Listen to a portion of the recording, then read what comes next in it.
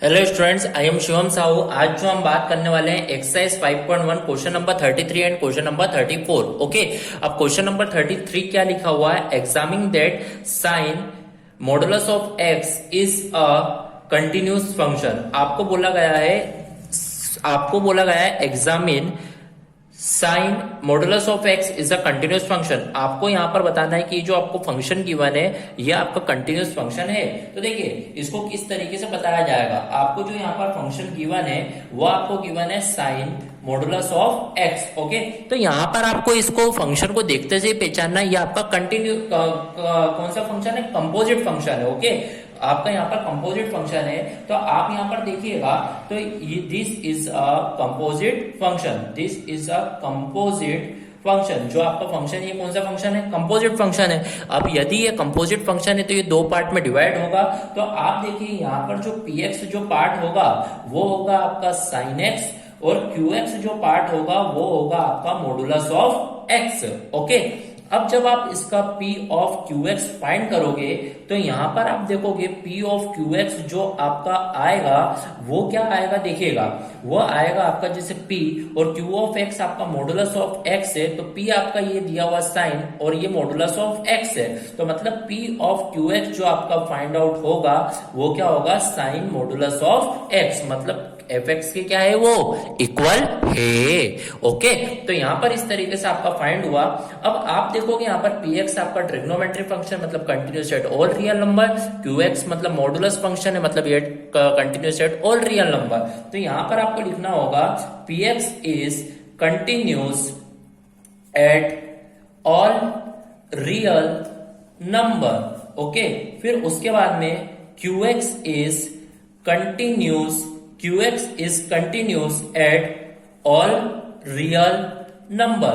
तो इसका मतलब so p of qx is continuous function।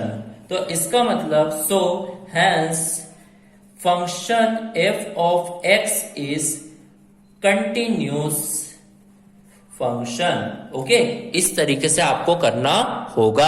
Okay, so here our question number 33 of exercise 5.1 is completed. Okay, अब अपन बढ़ते हैं अपने नेक्स्ट क्वेश्चन 34th क्वेश्चन की ओर। 34th क्वेश्चन क्या लिखा हुआ है यहाँ पर ध्यान से समझते हैं। यहाँ पर 34th क्वेश्चन लिखा हुआ है find all the point of discontinuity, find all the point of discontinuity of the function defined by f x equal to this. आपको यहाँ पर पॉइंट ऑफ डिसकंटिन्यूटी बताना है। एफ ऑफ आपका जो फंक्शन है वो है modulus of x minus modulus of x plus 1। Okay, तो इसको किस तरीके से अपन बनाते हैं देखिएगा। अब देखिए जब इसे सॉल्व करेंगे तो आप देखिए आपका जो फंक्शन है f of x is equal to modulus of x minus modulus of x plus 1। Okay, तो यहां पर मैंने देखा ये जो मेरा फंक्शन है ये दो पार्ट में डिवाइड है, एक तो मॉडुलस ऑफ x और एक तो क्या है? Modulus of x plus 1। तो यहां पर मैंने देखा मेरा जो एक फंक्शन है वो है मॉडुलस ऑफ x और जो मैंने देखा सेकंड जो फंक्शन है वो क्या है? मेरा मॉडुलस ऑफ x प्लस 1।